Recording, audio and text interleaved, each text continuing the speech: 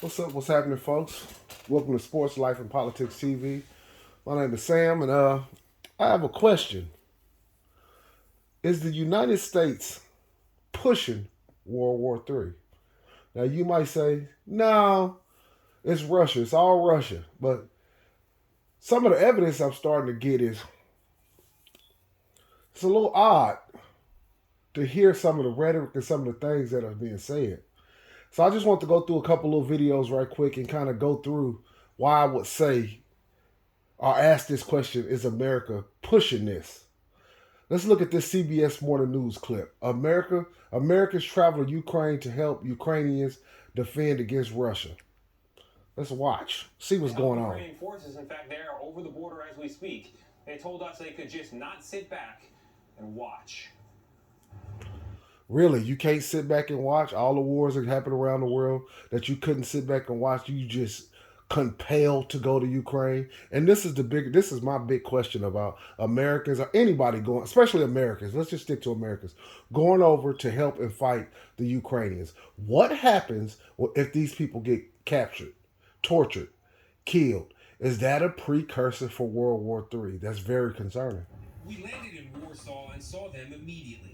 3 Americans headed for Ukraine. Ready to die, they say, in a fight for survival against the Russians. Now, America can stop all this. They can ban this. They can say, hey, man, if you're going over there getting involved as an American, we'll take your citizenship. We'll outlaw it. But you notice the American government is pretty much quiet on this. That's interesting. And what's the plan? The plan to help save lives of Ukrainian people. Andrew Penchek is a licensed truck driver who was born in Ukraine, but he launched this particular mission from Bucks County, Pennsylvania. And while we read in his local paper that he's never been in a battle and used personal savings to pay for his tickets, he told us the hardest part was leaving behind his 3 young children. I didn't say goodbye. No, you can understand from his point, but he's Ukrainian. I'm talking about American-born people. They see these people are real slick. They say Americans, and then they put a Ukrainian who's from Ukraine, but they're actual Americans. And instead of them putting the American on TV, because they know that that's funny style. Something ain't right about that. See you. He said, see you later. While U.S. soldiers are staying out of Ukraine, everyday Americans like this are not specifically restricted from going in, says acting U.S. Ambassador to Ukraine, Christina Kavin. What does the American government say to Americans who are volunteering for combat in Ukraine? We encourage all Americans not to travel to Ukraine right now, and those Americans who are in Ukraine to leave Ukraine because it is not safe. Closer to the border, Now, if that ain't the softest stance I've ever seen in my life. Oh, it's, look how, it's very dangerous. And, we just, we don't want them to be in there. We think they should leave. Where's the hard line? Whereas we don't want you there, don't go there. It can cause an international incident. This can be the precursors for World War III. Keep your ass at home. That should be coming from every media channel, you would think. However, we caught up with bipartisan leaders of the House Foreign Affairs Committee, Congressman Gregory Meeks and Michael McCaul, who had just seen the war's human toll up close. How do each of you feel about our fellow countrymen joining the fight there? I think that what they see and what people around the world seeing is democracy's at stake. Now this Negro, see, that makes me sick. He know damn well democracy's not at stake in Ukraine, and if it is, it's none of our business. We got Negroes who need help at home. What in the hell is he doing in Ukraine? And as President Zelensky said to us, this is not just a fight for Ukrainian people. This is a fight for all of us. It just stopped. No, it's not. No, it's not, brother. This is not a fight. And this is my problem with the Democrats. But I'm apolitical. I don't. Both sides to me is the feather of the same bird. But he said it's a fight for everybody. That's that racially, we fought for all the civil rights and everybody get them. And then all of a sudden we have to back of the line. No, this is not a fight for everybody. This is the fight for the Ukrainians. Ukrainians have inspired the world Yeah, these freedom fighters. And like I just said, a feather of the same bird. He's a Republican. He's a Democrat. Все направляемые Западом очень. But on Thursday, Russia's military warned foreign fighters they'd be treated as mercenaries, not as protected combatants under international law. Of course, that's what America would do. When they had foreign fighters flowing into Afghanistan, flowing into Iraq, they treated them like they was the enemies of America. Of course, if you fight in a war and then other people come help that country fight, of course they're going to treat you a certain kind of way. My thing is, what happened when they get captured? What happens when they get captured? So I don't take much credit for anything they say. We spotted Christopher Callis in full body armor walking toward the checkpoint into Ukraine. Before the war, this trained pastry chef with no military experience had been splitting his time between the New York culinary scene and Ukraine. But after evacuating his Ukrainian wife and baby to safety in Portugal, he decided to go back. Not to fight, he says, but to help others. So you're Ukrainian by marriage, but on paper you're an American about to enter Ukraine That's to correct. join the war effort. Yes, Are you worried? I am absolutely worried, yes. But I'm more worried for the people there who are not able to leave. Is this something you're prepared to die for? Yes.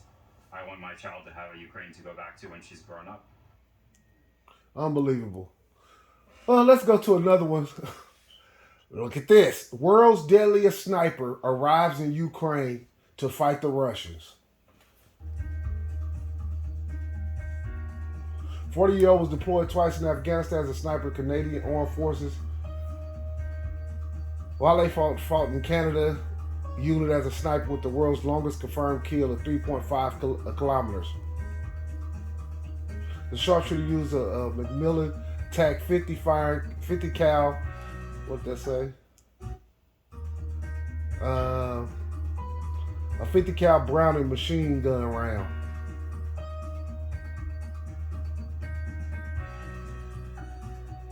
He answered the call Saturday from Ukrainian President Zelensky, who invited volunteers from all over the world to join the resistance against Russian occupiers. He leaves behind his wife, baby, and son. Will celebrate his first birthday without them next week. So they're getting snipers from around the world, some of the world's best snipers. And what happens when if these people get captured or killed? Is it just taken as, I don't know. It's interesting to see. But like I said, these are some precursors. You don't want to just come out and say, oh, it's going to be World War III. But this is how stuff escalates.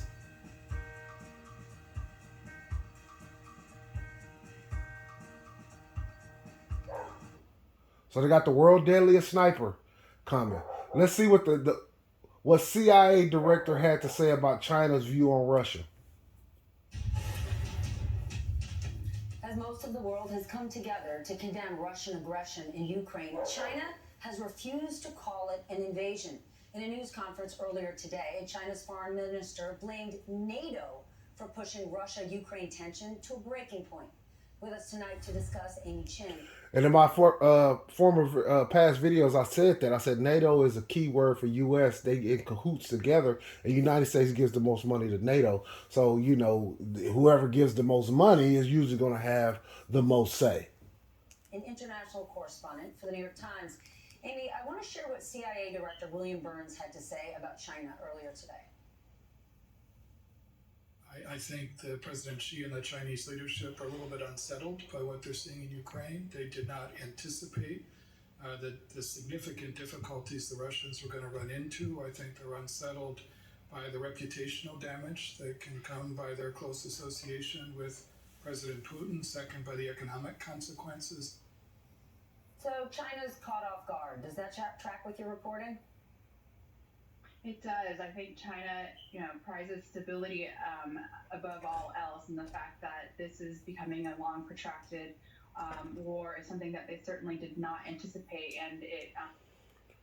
Well, it can become a long, protracted war. It's not yet. It's only been 3 weeks. That's a little bit of hyperbole. She's exaggerating a little bit, but it can be. These ground wars and these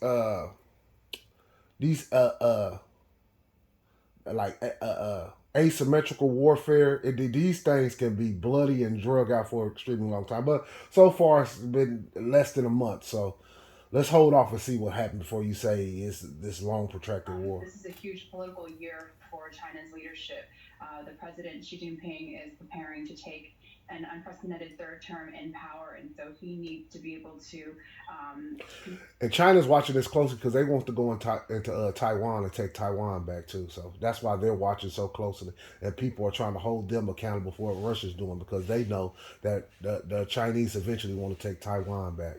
Control things at home, and this is something that he certainly was not expecting.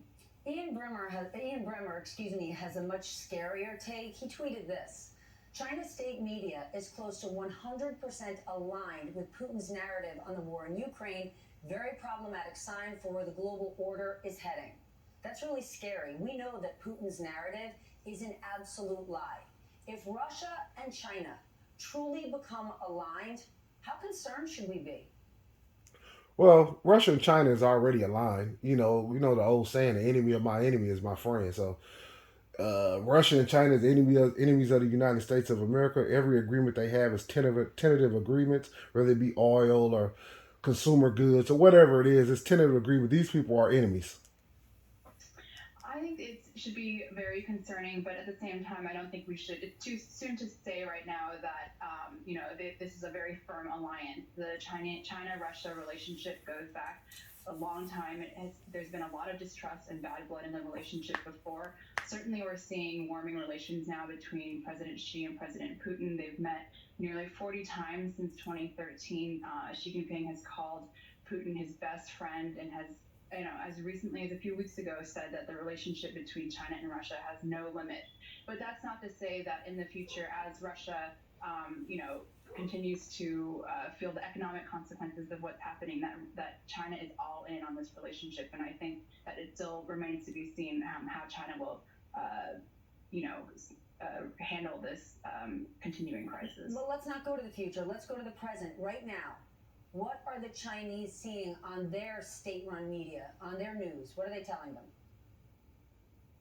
So right now, what they're seeing, as you said, that there's repeating a lot of the sort of propaganda that's coming out of Russia, that this is this was because of the U.S. and because of NATO. NATO's expansion in Europe pushed Russia to go into Ukraine. Now, this is the exact same thing I said.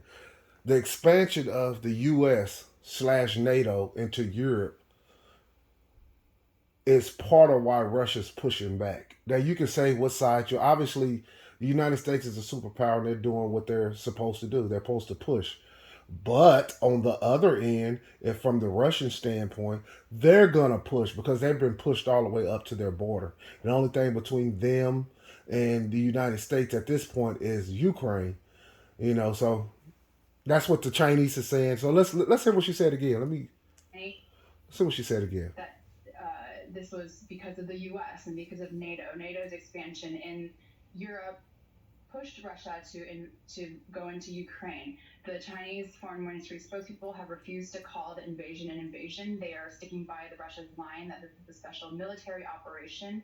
And most recently we heard them talk about U.S. bioweapons laboratories. Now see, this is something I ain't even heard about this. I'm about to look into that. U.S. bioweapons laboratories in Europe. So we already know they have nuclear missiles all over Europe. It's guesstimated to be 100. It could be more. I would imagine if they say 100, it's probably 200, 150. Who knows?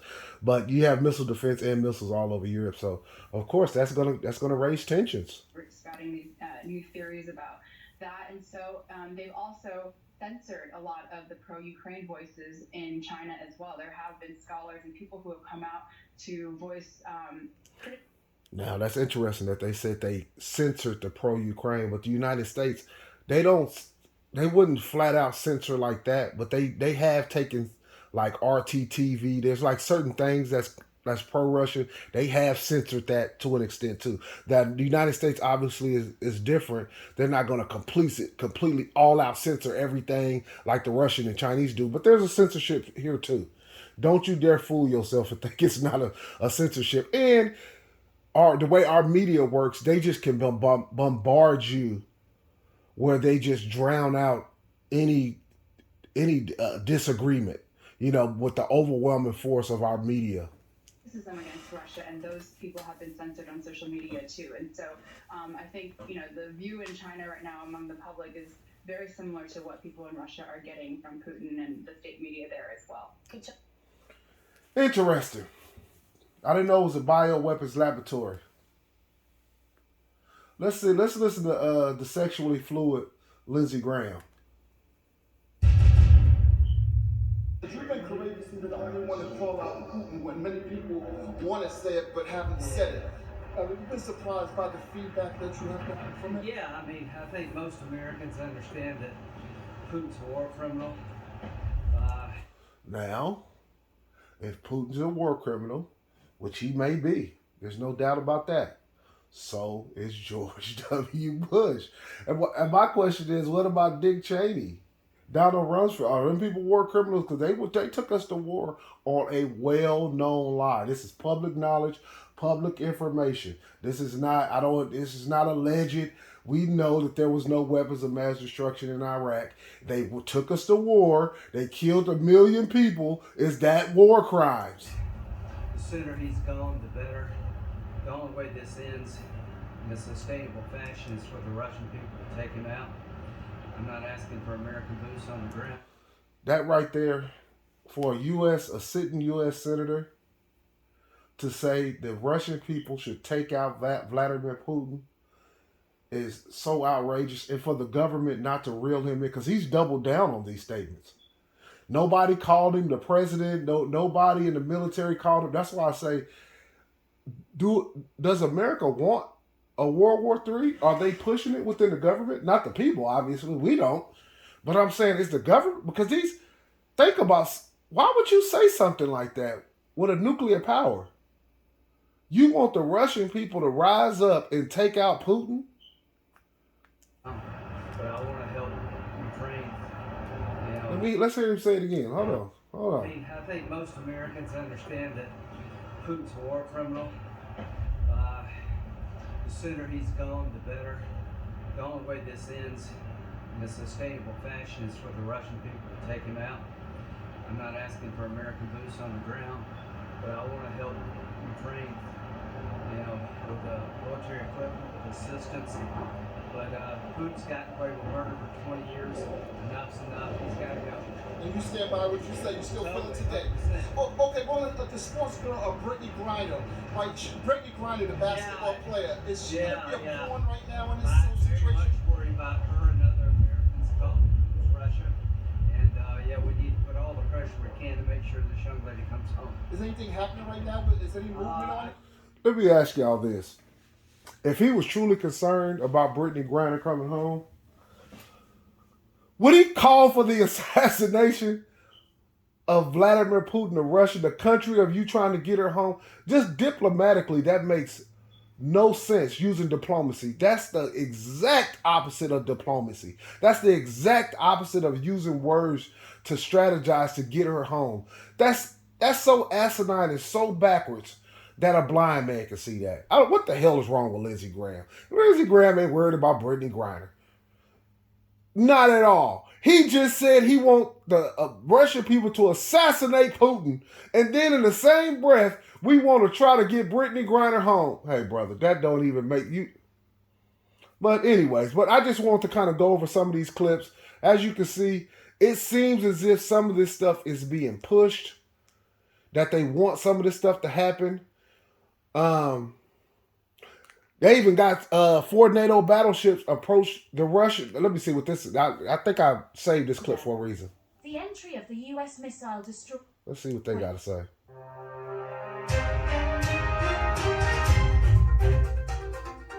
Welcome to US Deep Agenda YouTube channel.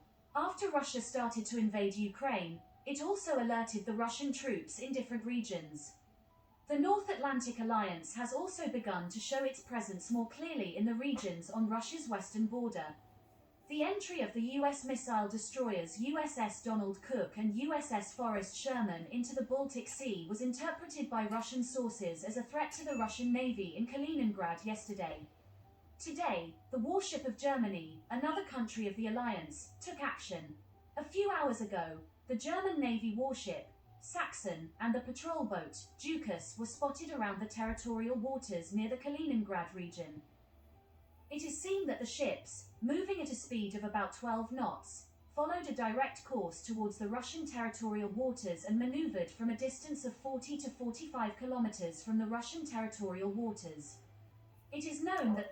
Once again, is America pushing this? Do they want this? Because from our media, it seems as if it's all Russia. But on the underbelly, you can see it's a lot of little things that's working to edge this thing on. When you bring in all these warships and these submarines and you hide behind NATO, it gets interesting to a point to where it becomes scary. There are about 186 cruise missiles on U.S. missile destroyers entering the Baltic Sea. Considering the appearance of German warships near Russian territorial waters after U.S. warships, this may be a cause for concern for Russia.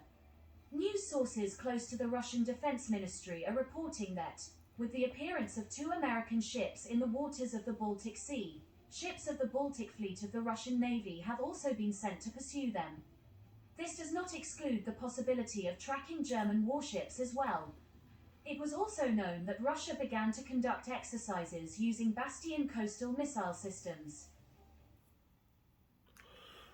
See, that type of stuff, I don't know where they're going with this, but it seems as if the United States, as you can see, they had a NATO flag with the American flag up. You don't see the NATO flag or, just by itself, you see the American flag because these are American warships.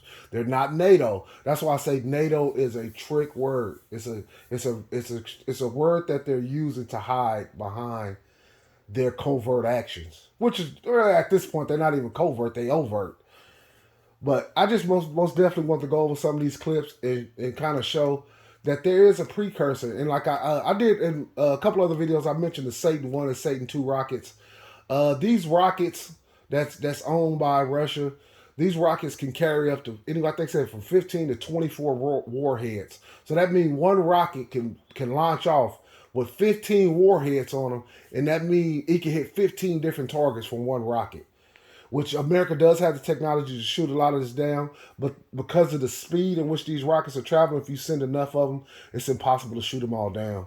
So, and then these rockets, the Satan 1 and Satan 2, especially the Satan 2, they're saying that these rockets can wipe out areas the size of Texas. That might be a little bit of exaggeration, but there's still, obviously it can wipe out a large area. And if it can wipe out an area the size of Texas or France, which are similar in size, that is a huge area. So that's what makes all of this scary. As far as what the Ukrainian people fighting in this war, as a black man, I'm down the middle. I'm just kind of watching. The only concern is, like, for us, our concern is like the gas prices, the concern of possible of another America get involved in another war.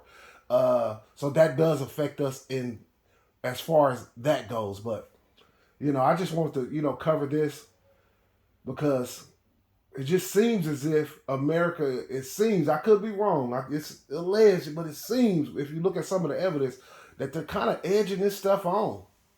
And they're not trying to get it to, they're not trying to use diplomacy to try to get this to work. When you call for the assassination of another world leader, you're not serious about diplomacy. Come on, seriously. That's like if somebody said, they want to take out Biden. We're not going to take that like, we want to talk to you now. Like, you just called for the assassination of our leader. All bets are off. So, I don't know. I could be wrong. Everything I've said, I could be wrong. But we know some of these facts remain facts. Appreciate y'all tuning into the video. Peace.